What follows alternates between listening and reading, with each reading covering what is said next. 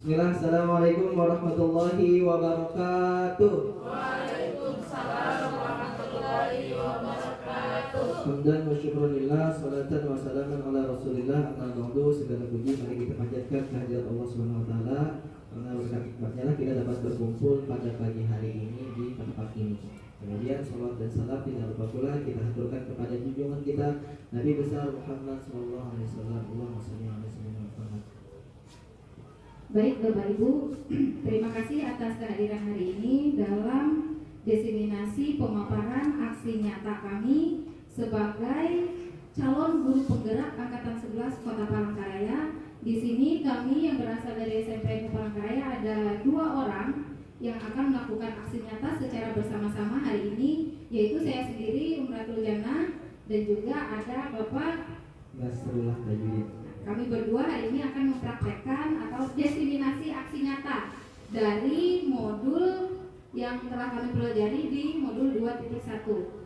Nah, namun sebelum itu Bapak Ibu, kita akan melakukan sebuah kesepakatan kelas yang nanti Bapak Ibu bisa membuat atau menuliskan kesepakatan yang harus kita sama-sama laksanakan selama pembelajaran atau proses diseminasi ini berlangsung. Semisal sebagai contoh tidak memainkan handphone, misalnya handphone di silent, terus jika ingin bertanya mengacungkan tangan dan sebagainya. Seperti itu, sama seperti kita membuat peraturan kelas ketika mengajar. Bisa dipahami ya Bapak Ibu ya? Baik, silakan. Sebelum kita mulai materi, mungkin itu tadi kata Ibu Rasul, kita membuat kesepakatan kelas. Kira-kira ada usulkah dari Bapak atau Ibu? Kira-kira apa kesepakatan kelas kita pada hari ini sebelum kita masuk ke materi kita? Contoh mungkin dari Ibu Rasul tadi ada diantaranya dari HP mungkin. Ya, Bu Ayu silakan. Tidak ngobrol. Oke, tidak ngobrol. Dari Ibu Ayu tidak ngobrol. Kalau ada silahkan ditulis di situ. Ada Bapak lagi, Ibu kan. misalnya tidak tidur selama proses Silahkan tulis diskusi. satu atau 2 boleh. Lebih juga. 1, 2, 3 pun boleh. Nanti kita bacakan.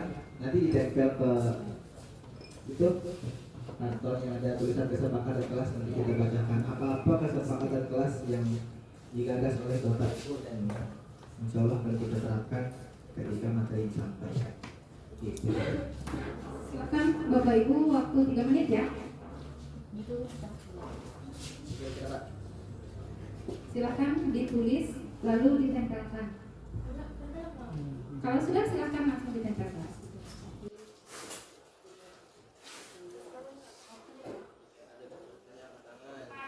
Boleh.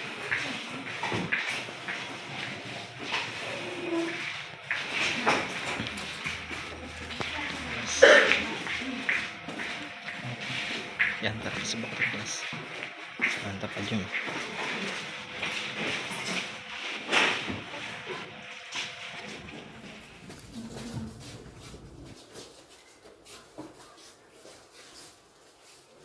Boleh lebih dari 1.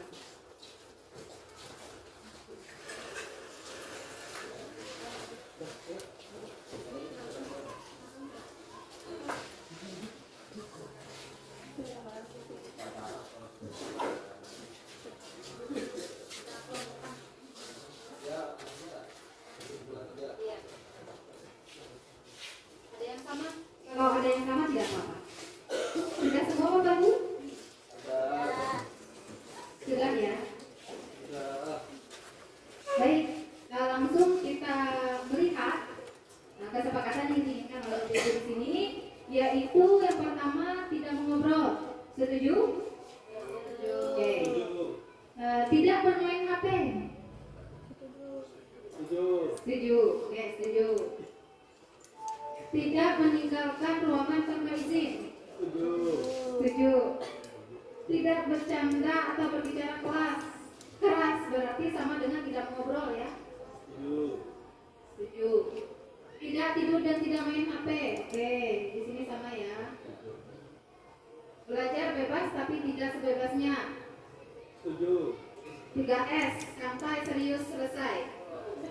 Oke, boleh ya, santai, serius, selesai. Oke, setuju. Masuk kelas tepat waktu, tidak makan pada saat di kelas. Setuju. Ya, setuju. Tidak main HP juga, sama. Tidak ngobrol, sama. Tidak ngobrol dan tidak main HP, sama.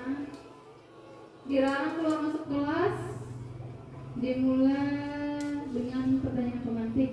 Dilarang keluar masuk kelas, berarti ini sama ya, tidak meninggalkan kelas tanpa izin. Tidak minum saat sedang belajar.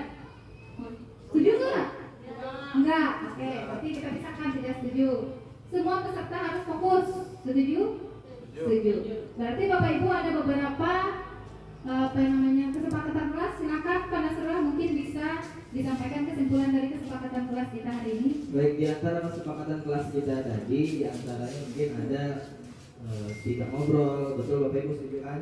Kemudian lagi ada yang tidak boleh main HP. Nah, kalau mau keluar izin, mungkin boleh juga main HP kalau memang penting dan membahas apa sebagainya kan telepon. Tapi tidak untuk yang selebihnya kira-kira setuju aja lah Bapak Ibu, kurang lebih itulah kesepakatan kelas kita pada hari ini. Oke, selanjutnya langsung ke Ya, berarti setelah kesepakatan kelas selesai, semua setuju. Dan satu ada tambahan, kita sama-sama menjaga kebersihan kelas kita. Ya, itu tambahan. Setuju semuanya? Baik, kami anggap setuju terhadap kesepakatan kelas yang telah kita lakukan. Maka setelah ini kami akan secara bergantian menyampaikan materi. Jadi nanti akan ada sesi tanya jawab dari masing-masing pemateri. Hanya 2 atau 3 orang dari masing-masing pemateri. Jadi Bapak Ibu silakan menyimak dan silakan bertanya jika ada sesuatu yang ingin diperjelas atau ditanyakan. Atau memberikan tanggapan juga boleh. Ya. Demikian untuk akhir kesepakatan kelas hari ini. Bismillah, bisa kita mulai Bapak Ibu? Bisa? Bisa. Oke, mana suara ini? Bisa Bapak Ibu? Bisa.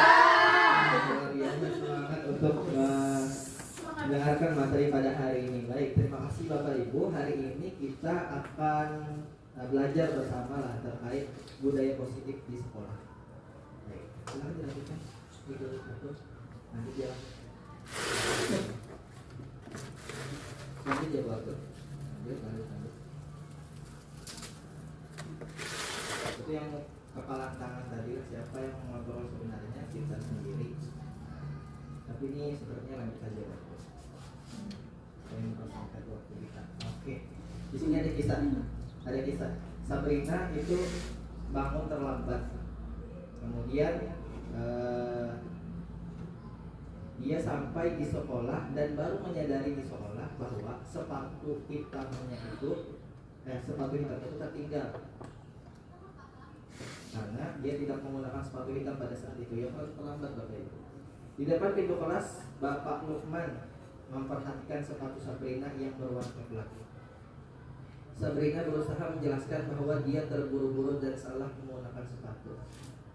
Yang tadinya harusnya sepatu hitam dipakai sepatu coklat. Gambar itu hanya sepatunya aja, ulang warnanya jangan dipakai. Baik, lanjut waktu. Kira-kira apa tanggapan Pak Lukman? Nah, kira-kira apa? Lanjut waktu. Oke, ini percakapannya. Kata Pak Lukman, apa peraturan sekolah tentang seragam warna sepatu? Kata Sabrina, sepatu harus berwarna hitam. Kenapa kamu pakai warna putih? Maaf Pak, saya terburu-buru dan salah mengenakan sepatu. Kata Pak Lukman lagi, ya sudah, balik lagi ke rumah. Saya tidak mau tahu, pokoknya sepatu harus hitam. Nah, ternyata tanggapan Pak Lukman keras dan tidak mau tahu, harus ikut aturan. Karena Sabrina tidak menggunakan sepatu hitam, dia harus balik ke rumah. Kata Sabrina, tapi Pak, rumah saya jauh. Kata Pak Lukman lagi, ya sudah, karena kamu sudah melanggar, kamu salah, kamu terlambat, sepatunya juga beda, maka kamu tidak menggunakan sepatu. Itu hukumannya. Nah, kalau di sini kan segera buka sepatumu kalau tidak bisa mengenakan warna sepatu sesuai peraturan. Sepatunya harus dilepas dan tidak menggunakan sepatu di sekolah pada hari itu. Nah, itu hukuman dari Pak Lukman kepada Sabrina. Lanjut waktu. Maaf Pak, padahal Sabrina sudah minta maaf. Sabrina malu, kemudian Sabrina berjanji tidak mengulangi lagi. Tapi Pak Lukman tetap bersikeras. bahwasanya pada hari itu Sabrina harus tidak menggunakan sepatu karena dia sudah terlambat, dia salah sepatu dan sebagainya. Nah, dari cerita ini apakah tanggapan Pak Lukman benar? Nah, silakan dijawab di hati masing-masing Bapak Ibu.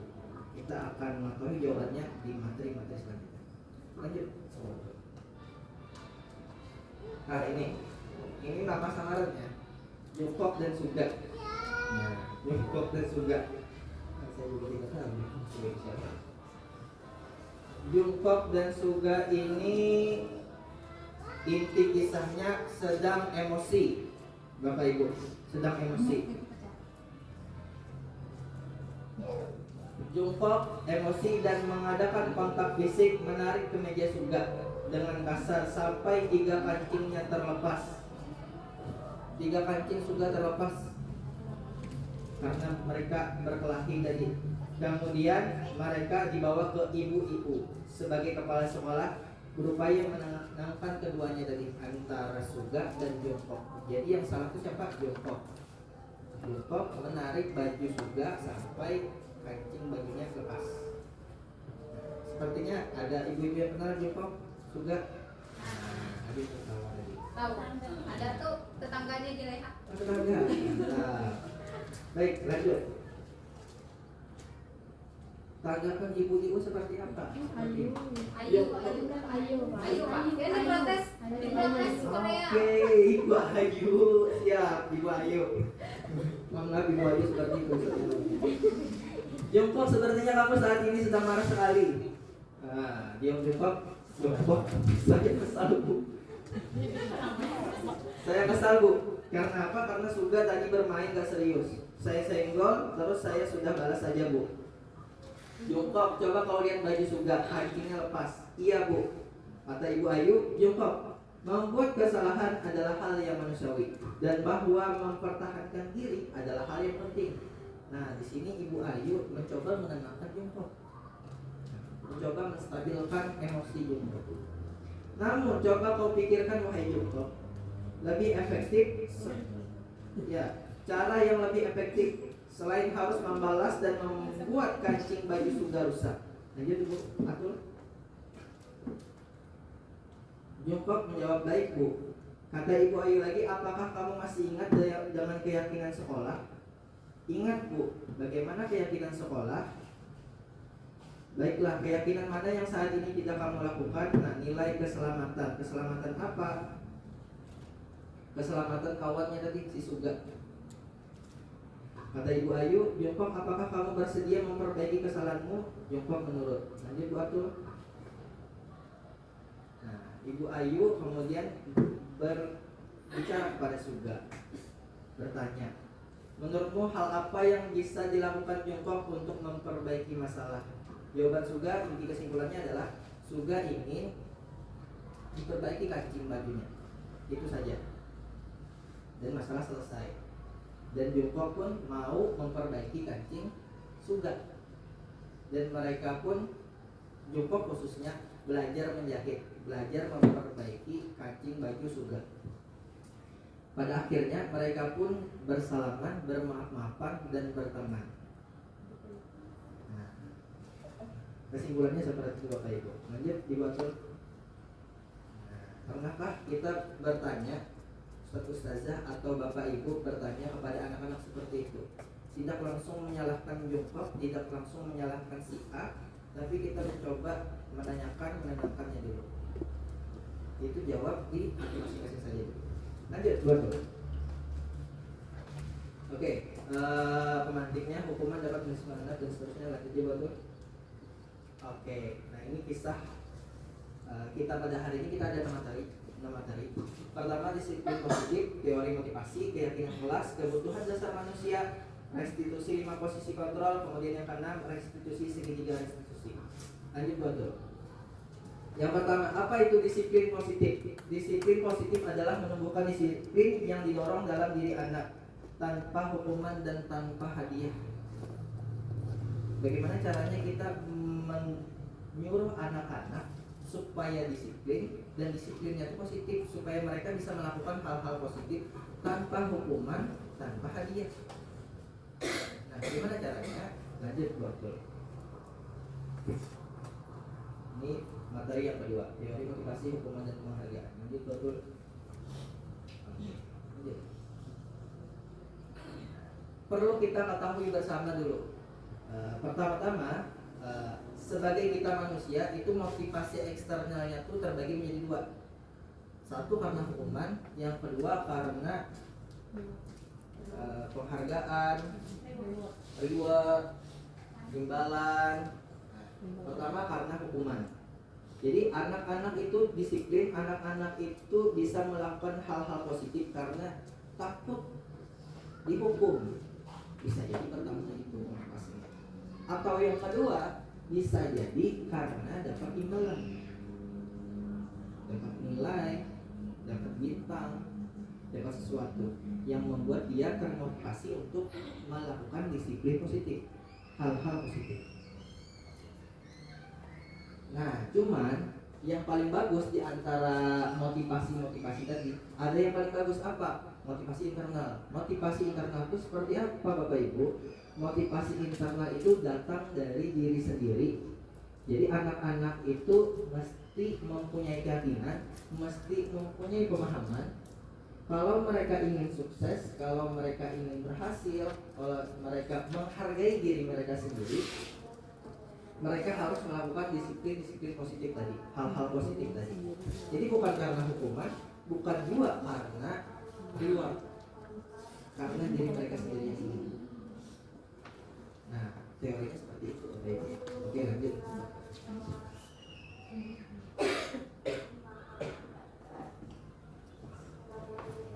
Ini penjelasan yang tadi lah, motivasi internal untuk menjadi orang yang mereka inginkan, jadi yang lebih baik.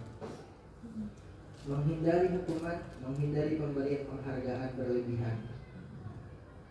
Kenapa dihindari? Karena kalau hukuman berlebihan, khawatir anak-anak itu malah menjadi takut, malah menjadi bersifat melawan dan sebagainya. Bukan karena diri tidak. Kalau nanti sudah lulus, kalau nanti tidak ada hukuman, mereka bisa balik ke jati diri mereka sendiri. Pun sama halnya karena hadiah. Mereka bisa melakukan sesuatu karena hadiah aja. Nah, tapi menurut saya pribadi, kalau itu untuk awal-awal ya tidak apa-apa. Yang perlu diingat di sini adalah berlebihan.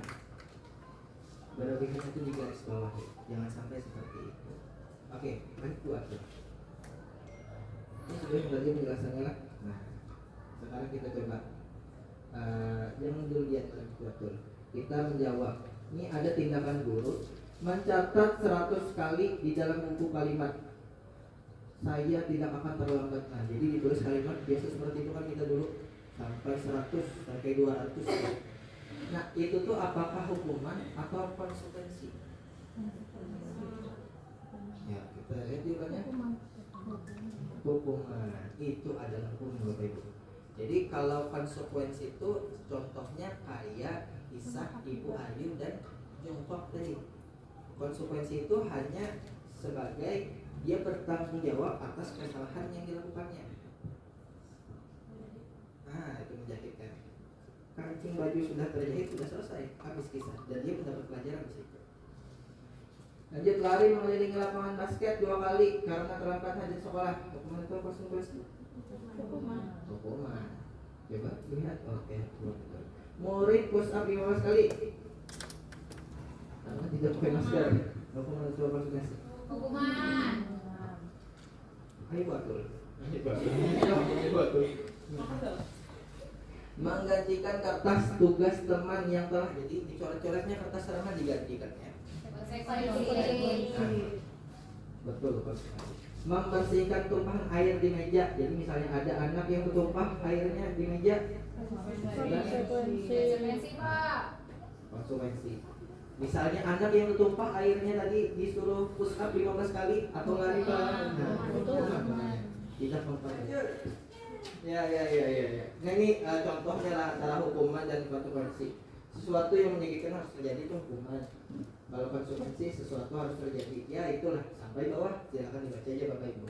Ini bisa dipoto, jangan bisa gitu. Nah, ya begitulah. Oke, lanjut betul. Nah, ini sama aja kayak tadi. Kalau hukuman tuh sesuatu yang menyakitkan harus terjadi. Kalau konsekuensi sesuatu harus terjadi. Ya betul, ya. Kalau restitusi itu hampir sama kayak konsekuensi, tapi disuruh memilih dulu kepada anaknya. Anaknya yang berpikir dulu, kira-kira apa nih yang harus dilakukan. Lanjut. Oke, pelajaran ketiga adalah keyakinan kelas. Lanjut betul 3 itu. Lanjut kisah lagi. Itu ini sama aja kayak tadi. Lanjut. Nah, ini keyakinan kelas lah. Jadi bedakah keyakinan kelas sama aturan kelas? Jawabannya sebenarnya hampir sama Bapak Ibu. Bedanya apa nah? Kalau peraturan itu kayak seakan-akan bahwa ini harus ditaati nih, ini harus ditaati. Kalau ini tidak ditaati, nanti kamu kena sanksi, nanti itu peraturan. Tapi kalau keyakinan tuh bukan ini, tapi keyakinan itu sudah ada di dalam dirinya sendiri.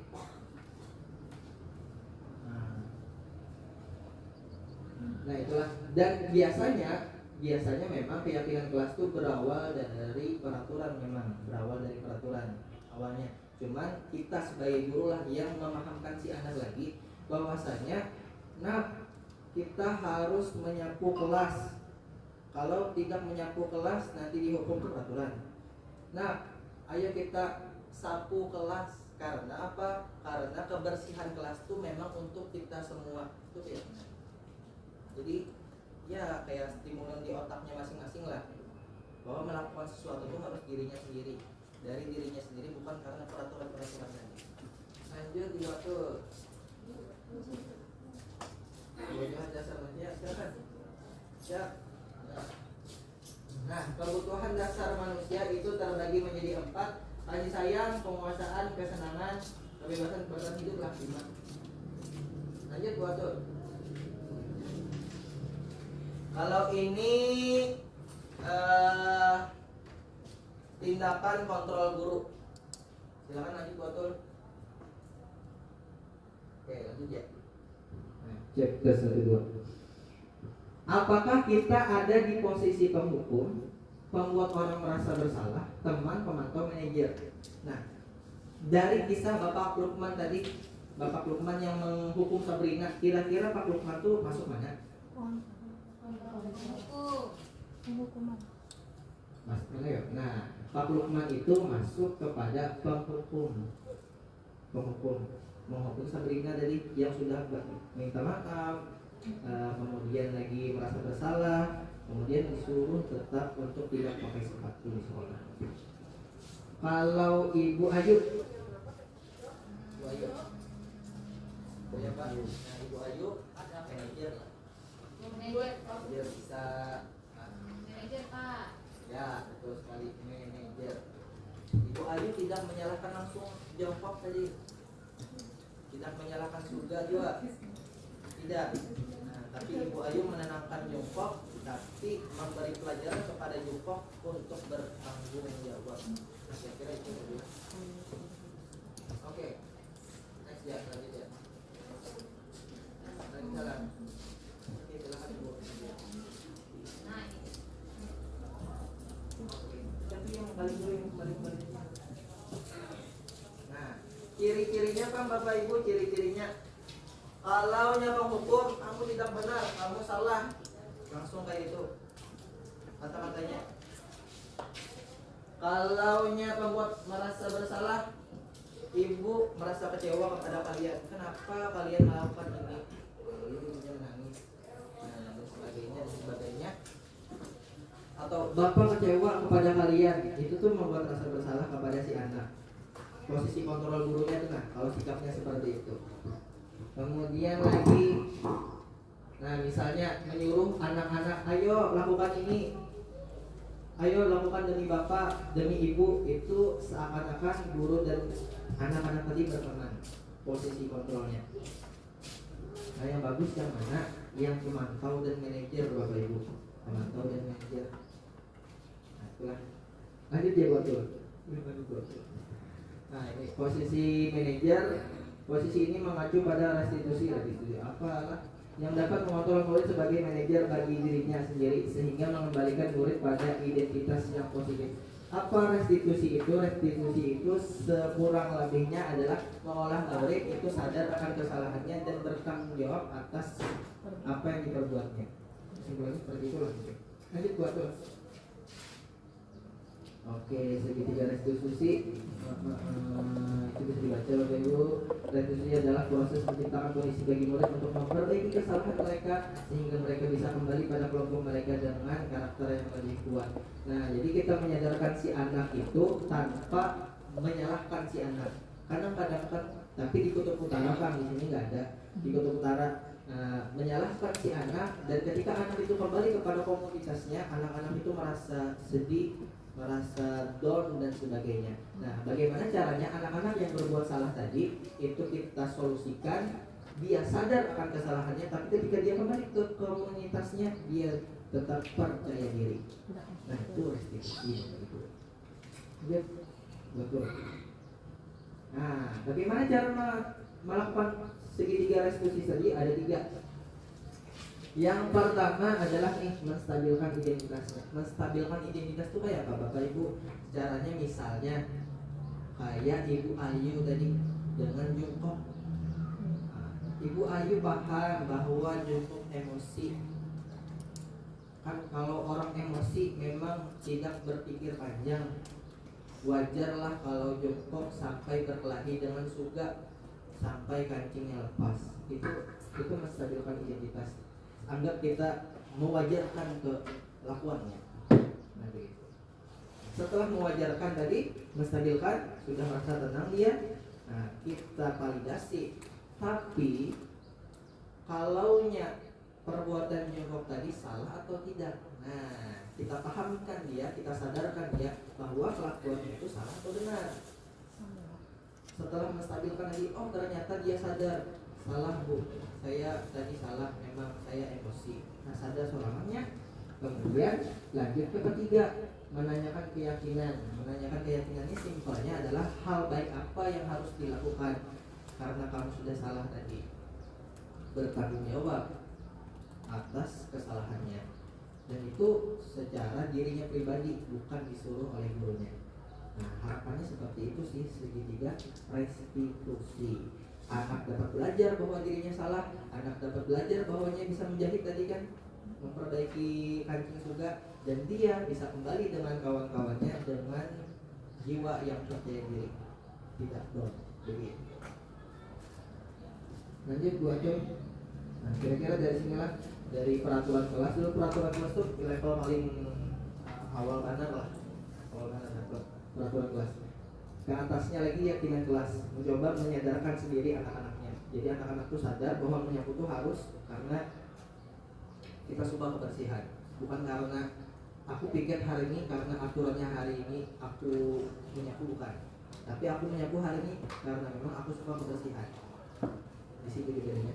Kemudian lanjut ke lingkungan positif. Kalau murid-murid sudah berkeyakinan seperti itu di kelas masing-masing, otomatis insya Allah lingkungan itu positif. Kalau lingkungannya positif, vibes-nya positif, nah terciptalah budaya positif di sekolah. Kira-kira seperti itu Bapak Ibu runtutannya. Lanjut. Nah, itu dia Bapak Ibu.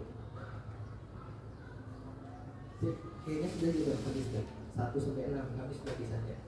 Nah, Bapak Ibu, itu aja mungkin. Terima kasih atas segala perhatiannya. Lanjut tanya jawab, mungkin ada yang ingin ditanyakan atau tidak ada? Ada?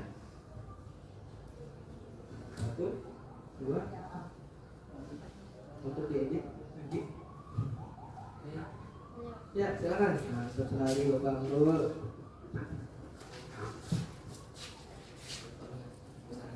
Baik, saya mau bertanya, mungkin tadi kan dibahas tentang untuk kontrol anak, khususnya di dalam kelas ya.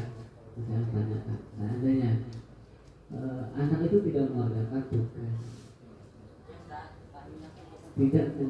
tugas, apakah kita akan memberikan hukuman ataukah konsekuensi, atau bagaimana caranya kita mengambil keputusan yang terbaik.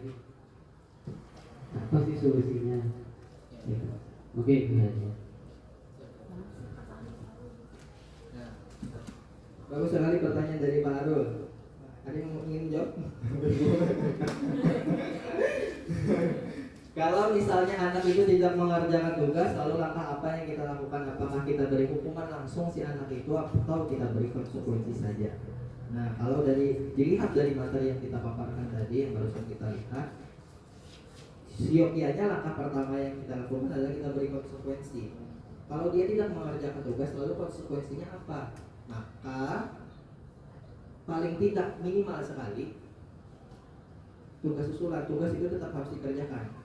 Itu konsekuensinya. Kalau Anda belum mengerjakan tugas, artinya kan tugas belum selesai, nilai belum didapat. Konsekuensinya nanti nilainya kosong. Maka daripada itu, tetap kerjakan tugasnya, tetap kerjakan tugas susulan. Nah, itu langkah pertama. Nah, selanjutnya boleh sambil kita beri keyakinan atau bahasa lainnya adalah nasihat-nasihat kepada si anak tadi. Masih juga belum Pak, masih belum mengerjakan, bisa kita konsultasikan kepada wali kelasnya. Kita bicarakan baik-baik kepada wali kelasnya bahwa si anak ini tidak mengerjakan tugas, sering tidak mengerjakan tugas. Bagaimana solusinya? Mungkin kita bisa ketemu dengan wali kelas si anak dan kita. Masih juga ternyata, nah, mungkin kita bisa serahkan ke siswaan dulu, siswaan sama BK. Nah, BK tidak bisa menyangkut gitu Pak. Lalu apakah kita beri konsekuensi atau sanksi-sanksi untuk mengingatkan si anak tadi? Begitu mungkin jawabannya. Terima kasih Bapak atas pertanyaannya dari pihak yang cukup. Oh, ada ternyata dari Ibu Atau. Baik, terima kasih atas kesempatannya. Nah, mungkin di sini yang ingin saya tanyakan, bagaimana sih kalau kita lihat tadi dari ranah yang di lingkungan sekolah gitu ya Pak. Kata Bapak kan kalau di dalam kelas itu kita mulai dari berbenah di peraturan kelas, keyakinan kelas, naik ke lingkungan positif, baru bisa memperoleh budaya positif. Kalau kita lihat di lingkungan kita sendiri gitu ya, atau di lingkungan sekolah kita, itu kalau peraturan kelas mungkin memang ada yang istilahnya kolaborasi antara siswa sama wali kelasnya, dimulai dari ranah terkecil. Nah, terus tingkat selanjutnya itu mulai ada keyakinan kelas. Nah, di sini yang ingin saya tanyakan, bagaimana menurut Bapak kiat-kiatnya untuk menimbulkan keyakinan kelas biar si anak ini sadar tanpa ada tuntutan kata wali kelasku, kata guruku. Nah, itu gimana kira-kira? Sehingga nanti kan kalau seandainya keyakinan kelas ini sudah mendarah daging dari si siswanya, otomatis lingkungan sekitar positif memperoleh budaya yang positif. Terima kasih. Oke, pertanyaan bagus dari Ibu Intan. Nah, bagaimana kiat-kiat untuk memunculkan keyakinan kelas tadi pada diri si anak? Mungkin kurang lebih seperti itu, Ibu. Oke, awal mula kisah itu kan dari peraturan kelas tadi Bapak Ibu kan. Peraturan kelas kita ulas sekecil-kecil mungkin itu dari awal itu. Dari situ baru naik ke tingkat selanjutnya yaitu keyakinan kelas. Nah, yang kita ingini keyakinan kelas. Ada kesadaran dari si anak. Memang dalam perjalanannya, dalam prosesnya pasti ada anak-anak yang melenceng dari keyakinan kelas itu. Bahkan bukan hanya keyakinan kelas, melenceng dari peraturan kelas itu. Nah, itulah gunanya kita sebagai guru. Karena bocil-bocil atau anak-anak ini yang jiwa-jiwanya masih labil, yang perlu diberi arahan, yang perlu dibimbing. Nah, kiat-kiatnya bagaimana? Kitalah sebagai guru, sebagai orang pertama yang melakukan budaya positif tadi, lingkungan positif tadi, keyakinan kelas yang positif tadi, kita sebagai guru.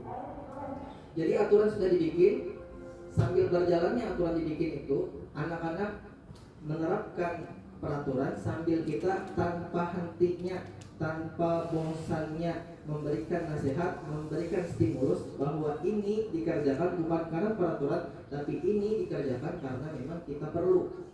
Memang ini baik untuk kita. Nasihat tetap harus berlanjut apapun kondisinya, karena kita sebagai guru. Yang kedua, kiat-kiatnya adalah selain kita memberikan nasihat, selain kita memberikan masukan kepada si anak-anak tadi, kita juga memberikan praktek contoh suri tauladan kepada si anak tadi, agar anak-anak itu bukan hanya mendengar daripada motivasi kita, tapi juga tertarik mengerjakan karena melihat kelakuan kita. Jika itu terus menerus dilakukan, ibu kan, bapak ibu, insya Allah akan muncul yang namanya keyakinan kelas. Keyakinan kelas mungkin jadi lingkungan positif, budaya positif ada muncul di sekolah. Dan itu tidak bisa dilakukan hanya sehari, sebulan, setahun. Tak bisa bapak ibu.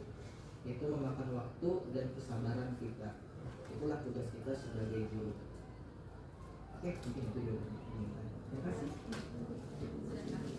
Mungkin itu bapak ibu lah pemaparan dari saya. Mohon maaf jika masih ada berikut dan sebagainya.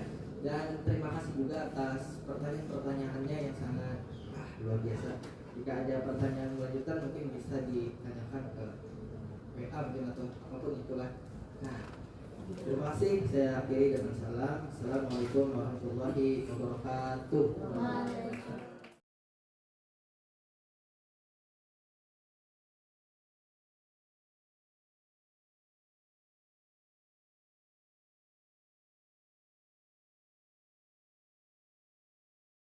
Habiskan 1-6 habis sudah pisahnya. Nah, bapak ibu itu aja mungkin. Terima kasih atas segala perhatiannya. Lanjut tanya jawab, mungkin ada yang ingin ditanyakan atau tidak ada? Ada? 1, 2 untuk diedit. Ya silakan. Mantap sekali bapak ibu.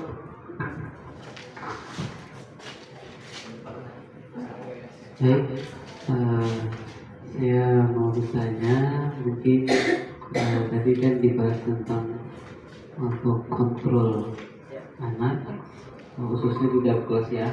Saya tanyakan, seandainya anak itu tidak mengerjakan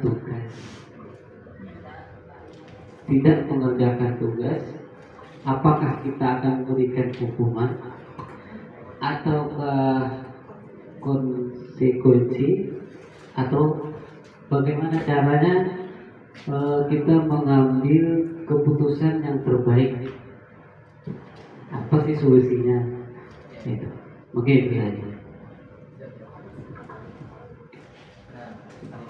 Bagus sekali pertanyaan dari Pak Arul.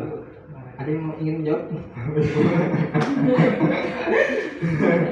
Kalau misalnya anak itu tidak mengerjakan tugas, lalu langkah apa yang kita lakukan? Apakah kita beri hukuman langsung si anak itu atau kita beri konsekuensi saja? Nah, kalau dilihat dari materi yang kita paparkan tadi, yang barusan kita lihat, siokianya langkah pertama yang kita lakukan adalah kita beri konsekuensi. Kalau dia tidak mengerjakan tugas, lalu konsekuensinya apa? Maka paling tidak minimal sekali tugas susulan, tugas itu tetap harus dikerjakan. Itu konsekuensinya. Kalau Anda belum mengerjakan tugas, artinya kan tugas belum selesai, nilai belum didapat. Konsekuensinya nanti nilainya kosong. Maka daripada itu, tetap kerjakan tugasnya, tetap kerjakan tugas susulan. Nah, itu langkah pertama. Nah, selanjutnya boleh sambil kita beri keyakinan atau bahasa lainnya adalah nasihat-nasihat kepada si anak tadi. Masih juga belum Pak, masih belum mengerjakan, bisa kita konsultasikan kepada wali kelasnya. Kita bicarakan baik-baik kepada wali kelasnya bahwa si anak ini tidak mengerjakan tugas, sering tidak mengerjakan tugas. Bagaimana solusinya? Mungkin kita bisa ketemu dengan wali kelas si anak dan kita. Masih juga ternyata, nah mungkin kita bisa serahkan ke siswaan dulu, siswaan sama BK. Nah, BK tidak bisa mengakui gitu Pak. Lalu apakah kita berkonsekuensi atau sanksi-sanksi untuk mengingatkan si anak tadi? Begitu mungkin jawabannya. Terima kasih Bapak atas pertanyaannya dan ingat cukup. Oh ada ternyata dari Ibu Ibu. Baik, terima kasih atas kesempatannya. Nah, mungkin di sini yang ingin saya tanyakan, bagaimana sih kalau kita lihat tadi dari ranah yang di lingkungan sekolah gitu ya Pak. Kata Bapak kan kalau di dalam kelas itu kita mulai dari berbenah di peraturan kelas, keyakinan kelas, naik ke lingkungan positif, baru bisa memperoleh budaya positif. Kalau kita lihat di lingkungan kita sendiri gitu ya, atau di lingkungan sekolah kita, itu kalau peraturan kelas mungkin memang ada yang istilahnya kolaborasi antara siswa sama wali kelasnya, dimulai dari ranah terkecil. Nah, terus tingkat selanjutnya itu mulai ada keyakinan kelas. Nah, di sini yang ingin saya tanyakan, bagaimana menurut Bapak kiat-kiatnya untuk menimbulkan keyakinan kelas biar si anak ini sadar tanpa ada tuntutan, kata wali kelasku, kata guruku, nah itu gimana kira-kira? Sehingga nanti kan kalau seandainya keyakinan kelas ini sudah mendarah daging dari si siswanya, otomatis lingkungan sekitar positif memperoleh budaya yang positif. Terima kasih. Oke, pertanyaan bagus dari Ibu Intan. Nah, bagaimana kiat-kiat untuk memunculkan keyakinan kelas tadi pada diri si anak? Mungkin kurang lebih seperti itu, Ibu kan. Oke, awal mula kisah itu kan dari peraturan kelas tadi, Bapak Ibu kan. Peraturan kelas kita ulas sekecil-kecil mungkin itu awal itu. Dari situ baru naik ke tingkat selanjutnya yaitu keyakinan kelas. Nah, yang kita ingini keyakinan kelas. Ada kesadaran dari si anak. Memang dalam perjalanannya, dalam prosesnya pasti ada anak-anak yang melenceng dari keyakinan kelas itu. Bahkan bukan hanya keyakinan kelas, melenceng dari peraturan kelas itu. Nah, itulah gunanya kita sebagai guru. Karena bocil-bocil atau anak-anak ini yang jiwa-jiwanya masih labil, yang perlu diberi arahan, yang perlu dibimbing. Nah, kiat-kiatnya bagaimana? Kitalah sebagai guru, sebagai orang pertama yang melakukan budaya positif tadi, lingkungan positif tadi, keyakinan kelas yang positif tadi, kita sebagai guru.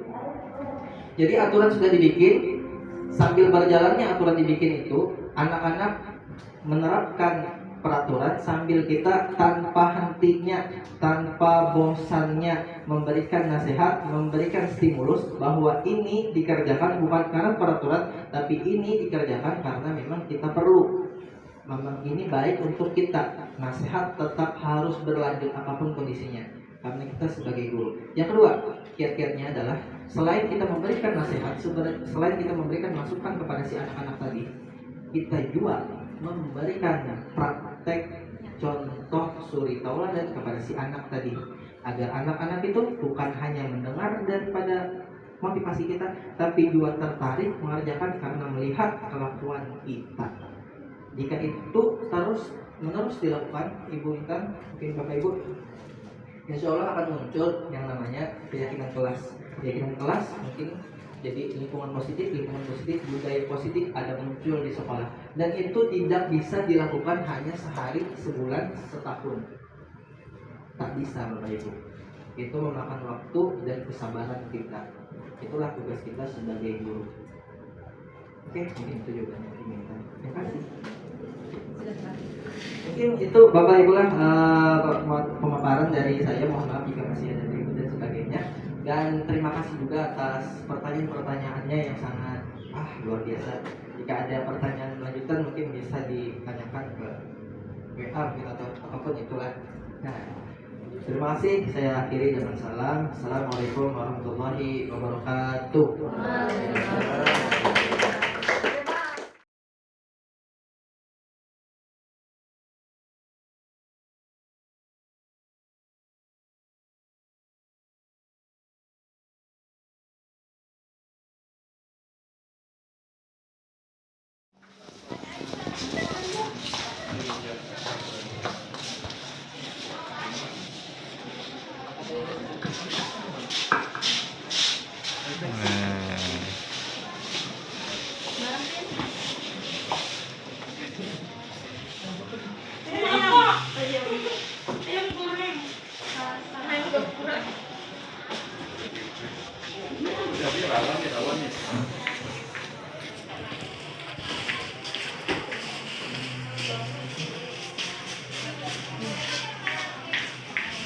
Ya.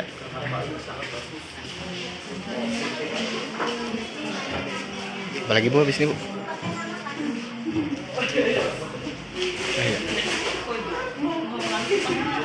Melakukan refleksi tentang pembelajaran kita hari ini, Silahkan melanjutkan kegiatannya. Terima kasih banyak sudah meluangkan waktu dan tenaga. Semoga semuanya berkah. Jaga kebersihan Bapak Ibu.